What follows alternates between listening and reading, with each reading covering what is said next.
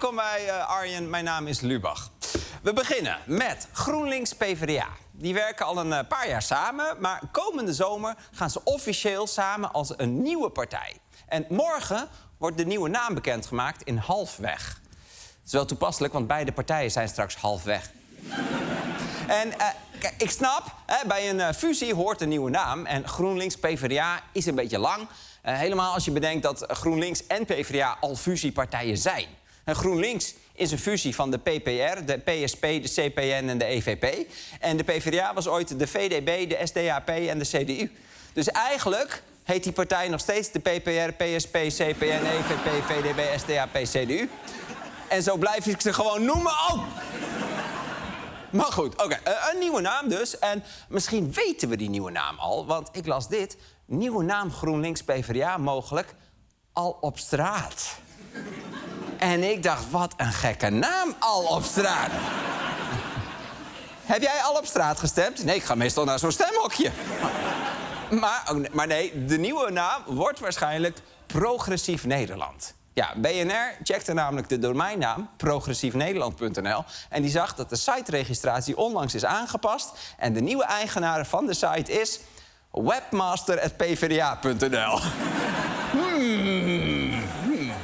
Nou, deze onthulling werd vanochtend ook besproken bij Goedemorgen Nederland. Deze domeinnaam is vrij recent geregistreerd door een e-mailadres... wat te linken is aan de Partij van de Arbeid. Oeh.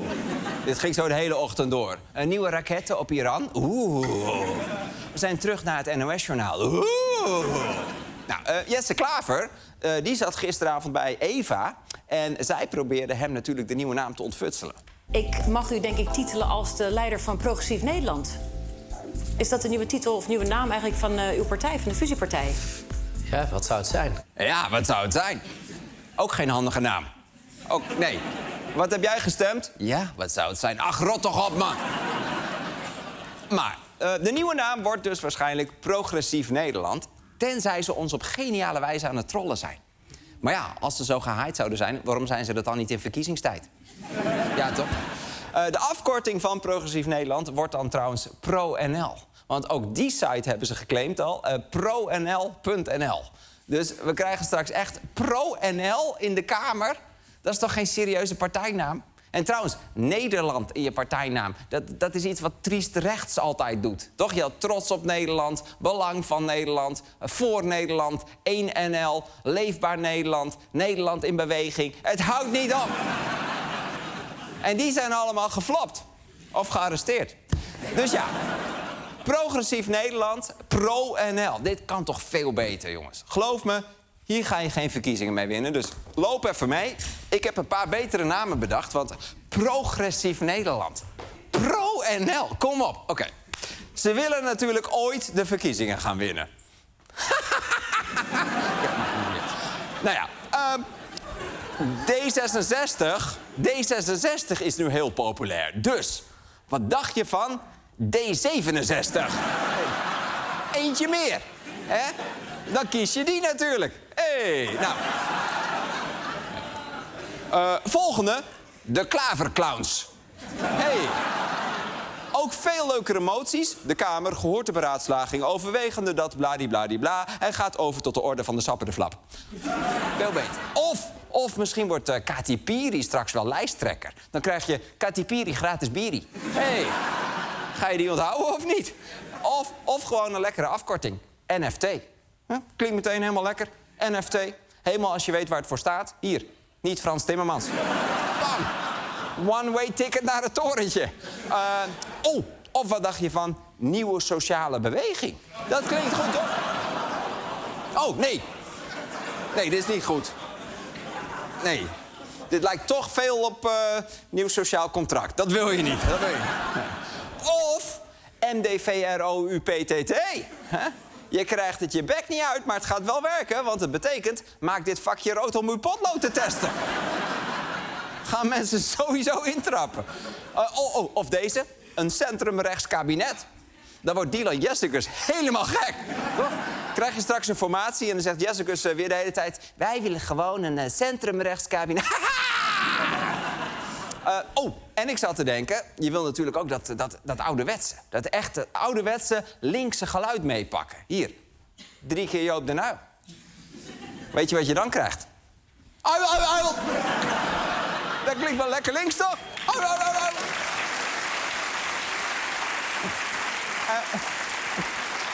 Gegarandeerde hit. En als je echt zeker wilt zijn van de meeste stemmen... is er in Nederland maar 1 manier.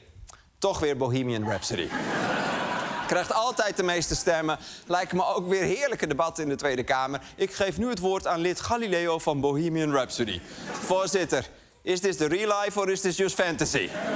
Nou, ProNL, dit waren 10 veel betere namen. Dus haal die webmaster uit bed, want er moet een nieuwe site komen. We zien morgen wel wat het geworden is.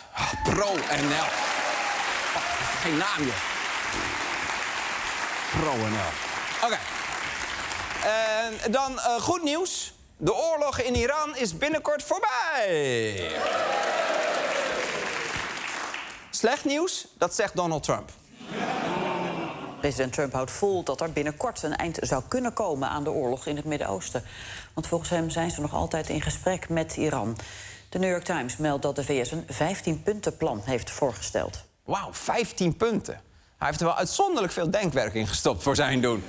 Maar hij heeft ook wel een paar bochtjes afgesneden, hoor. It all starts with they cannot have a nuclear weapon. Just, I said yesterday, they said, what are the top 10? I said, well, number 1, 2 and 3 is they can't have a nuclear weapon.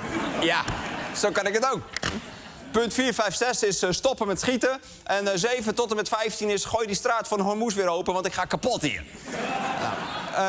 Het klinkt mooi natuurlijk, 15 punten om de oorlog te stoppen. Maar er is 1 probleempje. De Iraniërs die zeggen nog steeds... wij zijn helemaal niet met Donald Trump aan het onderhandelen. Sterker nog, Iran zegt dat Trump met zichzelf onderhandelt. Ik ben vroeger wel eens door mijn moeder betrapt... terwijl ik bij mezelf aan het onderhandelen was. Heel gênant. En de Iraniërs die maken Trump zelfs belachelijk. Hier, dit is een woordvoerder van het Iraanse leger. Hey Taram, you are fired. You are familiar with this sentence. Thank you for your attention to this matter.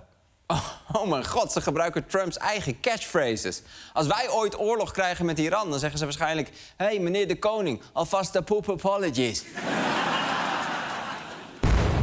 Maar Trump houdt dus vol dat er een deal komt. Hij zegt zelfs dat de Iraniërs hem proberen te paaien. They did something yesterday that was amazing, actually. They gave us a present, and the president arrived today.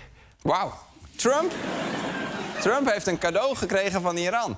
Donald, zou je dat eigenlijk wel openmaken? Hey. It's big, it's ticking, it must be a very expensive clock. Oh. Maar goed, wat het cadeau echt was, dat wilde Trump niet zeggen. Hij gaf wel een paar hints. It was a very big present worth a tremendous amount of money. Is that nuclear related? No, it wasn't nuclear related. It was oil and gas related. Was it related to the Strait of Hormuz and the flow of... Yeah, it was related to the flow and to the strait, yeah. Ja. Gebruik je het in de keuken? Ja, kan zeker ook in de keuken. Ja hoor, ja, kan, ja. Heeft de president van Amerika nou serieus een cadeau verzonnen? Ik bedoel, als hij niet liegt... dan kan hij wel heel goed doen alsof hij liegt, hè? En vanmiddag werd duidelijk wat Trump bedoelde met onderhandelen. Hij heeft zijn 15-puntenplan voor Iran opgestuurd naar tussenpersonen in Pakistan. En dat noemt hij dus onderhandelen. Dus als ik een liefdesbrief stuur naar de burgemeester van Zutphen... met de vraag of hij die wil doorsturen aan Taylor Swift... dan zijn wij volgens Trump aan het onderhandelen over een relatie. Dat is goed. Goed om te weten. Nou, Iran heeft inmiddels gezegd dat Trump die 15 punten in zijn Grand Canyon kan duwen. En Iran zegt ook dat Trump alleen maar van die optimistische dingen roept... om de financiële markten en oliemarkten te sussen. En misschien hebben ze daar wel gelijk in. Want inmiddels zijn er aanwijzingen dat mensen rondom Trump... geld verdienen aan deze oorlog door te handelen met voorkennis. Die sluiten dan snel oliedeals vlak voor Trump iets roept... waardoor de prijzen weer veranderen. Want echt net voor Trump maandagochtend dit berichtje... of meer een boekenweekgeschenk, plaatste... over gesprekken met Iran, gebeurde er iets opmerkelijks. Donald Trump makes this post. Flurry of activity, lots of people there. But look at that. Again, 15 minutes before that Donald Trump post... a very big trade. It is staggering amounts of money, life-changing amounts of money. $580 million Someone has just made a real killing on this. Ja, $580 miljoen lijkt me inderdaad wel life-changing, ja. En dan kun je gewoon je eigen Netflix-account nemen. Wow.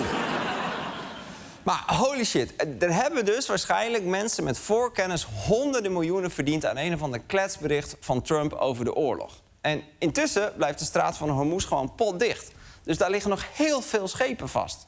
En soms lijkt er een beetje hoop te zijn. Kijk, Iran zegt straat van Hormuz open voor iedereen, vijandige schepen uitgezonderd.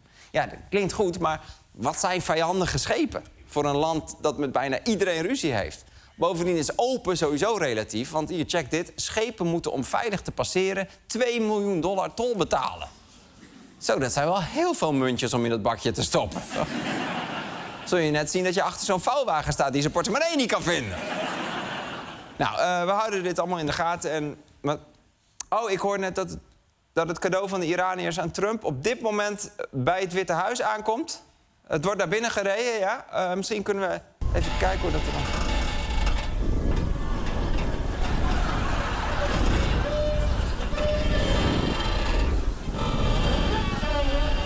Ja, dat is een mooi cadeau, dit. Prachtig cadeau. Oké.